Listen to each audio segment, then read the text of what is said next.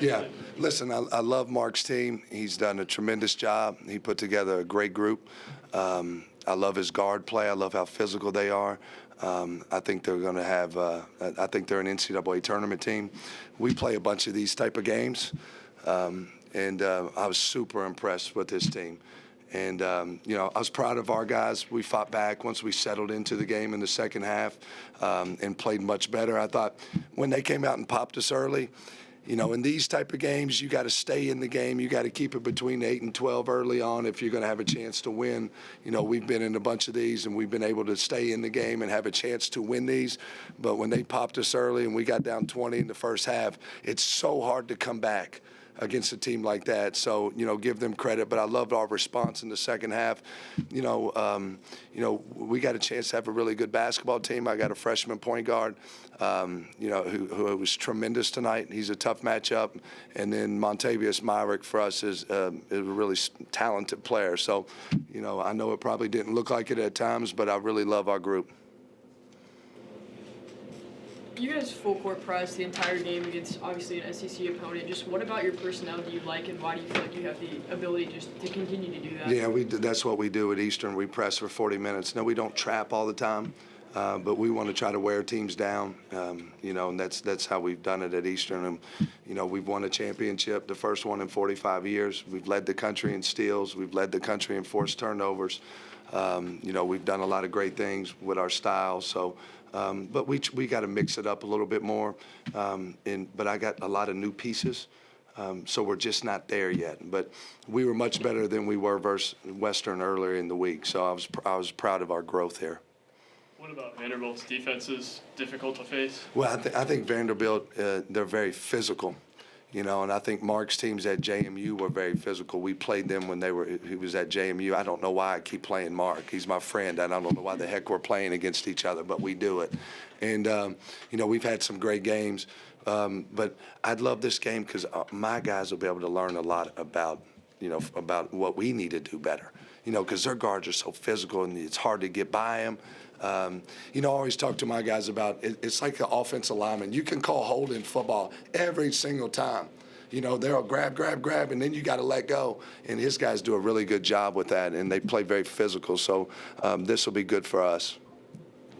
It seemed like Monty tonight had a special focus on playmaking and passing the ball. What about his development have you been working for? Well, he only took like 3 shots a game last year, And, but this is the next phase for him, for his growth. I mean, he should have been an all-conference player last year. I still don't know how he wasn't. We won 12 games in our league, and, we had George Kimball, who was, if he doesn't blow his knee out, we were the hottest team in our league. But I'm proud of Mont. He's gaining more and more confidence scoring the basketball. He's a great decision maker. He gives us a guy that we can just play through. And but he's also a guy for us in our league. It's going to be a guy we can throw it to, and he can get us a basket, and he's a good free throw shooter. So, Mont's really proud of Mont. Last year he played with a torn labrum the last 10 games of the year. He's a freaking warrior. You mentioned George Kimball. What's Vanderbilt getting with him? Listen, I called Mark and talked to Mark about George, and he was leading the country in steals last year when he got hurt. He was averaging 20 points a game.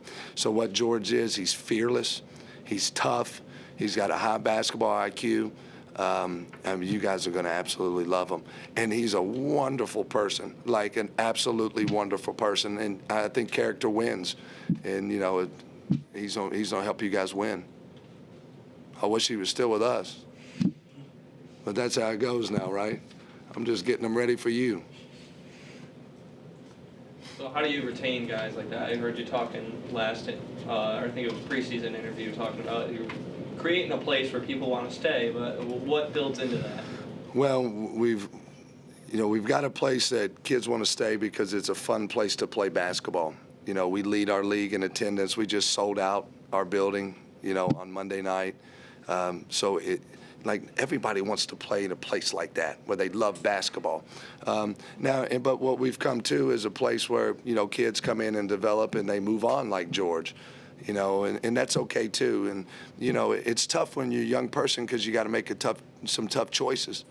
I mean, what type of legacy do you want to leave? We had a kid that stayed in our program for 5 years. He's scored 2,000 points. He's second all-time in scoring. He's like fifth in assists, sixth in rebounds. He's the winningest player of all time. So what's that mean? In 4 years, he's going into Hall of Fame. That's pretty cool too, right? So, it's two sides to that coin.